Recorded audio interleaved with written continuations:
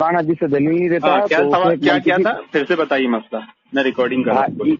ہاں اچھا، امام کے پیچھے نماز پڑھنا، سورہ فاتحہ پڑھنا، سوری. ہاں اس کے مسئلے میں تو اس نے بولا ایک منطقی سوال، تو وہی بولتے کہ امام کے پیچھے سورہ فاتحہ پڑھنا فرض ہے نا. تو اس نے منطقی سوال کیا ان لوگوں سے کہ ایک انسان جیسے کہ امام نماز پڑھا رہا، اب امام رکوع میں چلا گیا، ٹھیک ہے، رکوع میں شاید، ہاں رکوع میں چل گیا. اب تو آپ کو تو امام کے ساتھ ہی اس نماز کو رکوع میں لینا ہوگا، ہے کہ نہیں؟ تو اب وہ سورہ فاتحہ پڑھے گا، اب تب تو اس وقت وہ سورہ فاتحہ نہیں پڑھتا، وہ رکوع میں چل جاتا ہے امام کو دیکھ کر، تو اس وقت تو سورہ فاتحہ نہیں پڑھتا ہے. تو اس طریقے سے منطقی سوال کر رہے ہیں کہ اس وقت تو سورہ فاتحہ نہیں، تو امام کے پیچھے سورہ فاتحہ پڑھنا جب فرض ہے تو اس وقت فرض کیوں نہیں ہوا جب امام رکوع میں چلا گیا؟ تو میں اس کا آڈیو بھیج دوں گا، میں شاید اس طریقے سے نہیں بول پا رہا ہوں. آسان سی بات ہے، اگر وہ رکوع میں چلا گیا ہے تو جہاں سے نماز میں شامل ہوا ہے وہ وہیں سے شروع کرے گا اور وہ رکعت کو دہرائے گا. ہاں سورہ فاتحہ نہیں پڑھا ہے نا تو وہ رکعت کو دہرا لے گا. ہاں تو بولا اس نے سورہ فاتحہ تو اس وقت نہیں پڑھا نا، مگر تو فرض پھر نماز میں سورہ فاتحہ فرض کیوں ہوا؟ وہ سوال کرتا ہے اس میں. نہیں فرض تو تھا، تبھی تو امام صاحب نے پڑھے نا اس کے. ہاں امام صاحب پڑھے، مگر بولے کہ مقتدی تو نہیں پڑھا نا اس وقت. نہیں مقتدی تو ابھی نماز میں شامل ہوا نا، اس کو تو موقع ہی نہیں مل رہا نا سورہ فاتحہ پڑھنے کا. ہاں موقع محل ہوتا ہے نا. ابھی آدمی اگر تشہد میں شامل ہوگا تو اب یہ بول دے گا اس میں رکوع سبحان اللہ، سجدے کا سبحان رب العظیم سبحان رب الاعلیٰ نہیں پڑھا رکوع سجود کا،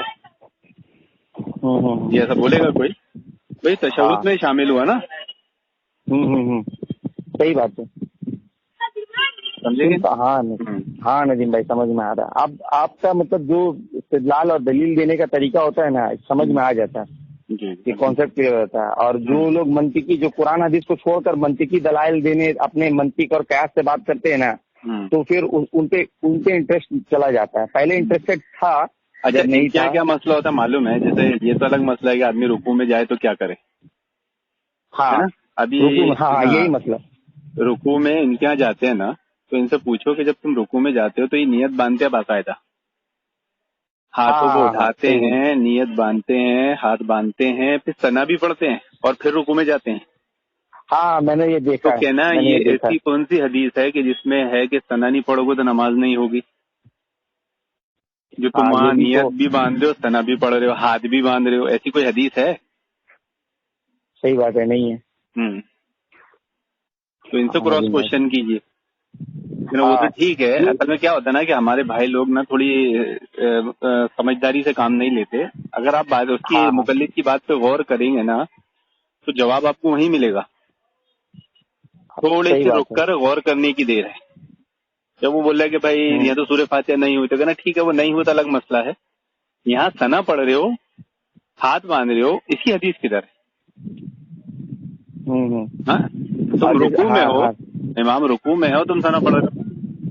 بھائی حدیث تو سورہ فاتحہ کے لیے کہ لا صلاۃ لمن لم یقرأ بفاتحۃ الکتاب. جس نے سورہ فاتحہ نہیں پڑھی اس کی نماز نہیں. حدیث یہ تھوڑی ہے کہ جس نے ثنا نہیں پڑھی اس کی نماز نہیں. جی تو کہ وہاں ثنا کیوں پڑھ لیتے ہو؟ صحیح بات ہے. اور ہاتھ کیوں باندھ لے رہے ہو؟ نیت باندھنے میں یہ چیز فرض ہے کیا کہ ہاتھوں کو اٹھا کر جب تک آدمی باندھے گا نہیں نیت بنے گی ہی نہیں؟ یہ یہی جو لاجک بات ہوتا ہے نا ندیم بھائی، یہ مطلب یہی لاجک بات ہے. اسی میں تھوڑا کبھی کبھی ہم لوگ کچا ہو جاتے ہیں. تو اسی جگہ میں وہ لوگ مطلب نہ کھیل کر وہ لوگ اپنا داؤ کھینچ کر نکل کے بھاگ جاتے ہیں. کچھ نہیں، آپ لوگ نا تھوڑا پریشر میں آ جاتے. ہاں پریشر میں ندیم بھائی وہ جو سوال کرتا ہے نا اس کی دلیل ڈھونڈنے بیٹھ جاتے. اس میں نہیں جانے کا، اس کی دلیل پہ نہیں جانے کا. دیکھ رہے تھے کہ جو بھائی لوگ بیٹھے تھے نا وہ لوگ تھوڑا پریشر میں آ گئے. ٹھیک ہے، نہیں وہ جو دلیل دیتا ہے یا سوال کرتا ہے تو آپ اس کے سوال اور اس کی دلیل کو ڈھونڈنے بیٹھ جاتے ہو، اس کا جواب دینے بیٹھ جاتے ہو. وہ مت کرو، اس کی بات پہ غور کرو اور اس کی بات پہ غور کرو گے آپ کو جواب وہیں ملے گا. ہاں کیونکہ وہ اپنی بات میں خود جھوٹا اور خود پھنسا ہوا ہوتا ہے. صحیح بات. بلکہ وہ تو رکوع تو جانے دو، وہ کہیں پر بھی چاہے سجدے کی حالت ہو چاہے تشہد کی حالت ہو، وہ ہر جگہ نیت باندھ کے ثنا پڑھتے اور پھر اس کا وہ عمل شروع کرتے. ہاں ہاں اگر یہ بات تو میں نے بھی غور نہیں کیا. ہاں امام صاحب تشہد میں بیٹھے ہیں نا تو آگے نیت بانے گا, دونوں ہاتھ بانے گا, سنا پڑے گا, پھر جائے گا. تو کہنا یہ تو سب ٹھیک ہے سورہ فاتحہ کا مسئلہ, یہ اس کی دلیل تو ذرا کہاں ہے. ہاں اس نے تو بدعت کیا, وہ تو ایک بدعت ہو گیا کہ قیام کو چھوڑ کے, قیام میں جب امام صاحب ہیں تو ہم آئے نیت باندھ اور ہاتھوں کو باندھ دیے. اس کو چھوڑ کے اگر امام صاحب رکوع میں, امام صاحب سجدے میں, امام صاحب تشہد میں ہیں تو ہم بھی ہاتھ نیت اٹھائیں ہاتھوں کے لیے اور پھر ہاتھ باندھیں, پھر سنا پڑے اور پھر جائیں اس کنڈیشن میں جس میں امام صاحب ہیں. یہ کہاں سے لائے, یہ کہاں ہے, یہ بھی کہاں اصول ہے. صحیح بات ہے. پھر دیکھیے صحیح بات. یہ عمومی طور پہ غلطی کرتے ہیں لوگ. ہاں وہی یہ سب دیکھا تاکہ چلتی, انہوں نے ایسا کیا تو میں نے ایسا کر لیا. ہاں نہیں, آپ کی ڈیبیٹس میں دیکھتا ہوں نا کہ آپ اپنی بھی جب لاجیکلی آپ بات کرتے ہیں, میں دیکھتا ہوں کمپیریزن میں, تو آپ لاجیکلی آپ دین کے دائرے میں رہ کے لاجیکلی بات کرتے ہیں کہ اس سے قرآن حدیث کے خلاف بھی بات نہیں ہو. اور باطل کا میں جب آپ کے ساتھ ڈیبیٹ دیکھتا ہوں تو ان کا ڈیبیٹ ہوتا ہے کہ قرآن اور حدیث کے خلاف لاجک ہوتا ہے. نہیں دیکھو یہ لاجک واجک نہیں ہوتا. ہاں لاجک واجک نہیں ہوتا بھائی. آپ سنت میں غور و فکر کرنا, تدبر کرنا, اس کا تو حکم ہے نا. ہاں صحیح بات ہے. ہاں عقل اللہ تعالیٰ نے دیا کائی کے لیے, عقل دین میں لڑانے کے لیے نہیں, عقل دین کو سمجھنے کے لیے دیا ہے, سمجھنے کے لیے دیا. صحیح بات ہے. سمجھداری ہوئی نا, صحیح بات سے ہے. آپ تفقہ فی الدین بھی کہہ سکتے ہو. تو یہ لاجک اور تفقہ فی الدین میں فرق ہوتا ہے نا. ایک ہوتا ہے حاضر جوابی, یہ تو آدمی کو قدرتی طور پہ رہتی ہے کہ آدمی کسی کی بات کا فوراً جواب دے دے, کہ اللہ تعالیٰ کی طرف سے صلاحیت ہوتی ہے حاضر جوابی کی. تو وہ بول سکتا حاضر جوابی ہے کہ سامنے والے نے مغالطہ دینے کی کوشش کیا, اپن نے اس کے مغالطے کی ہوا نکال دی.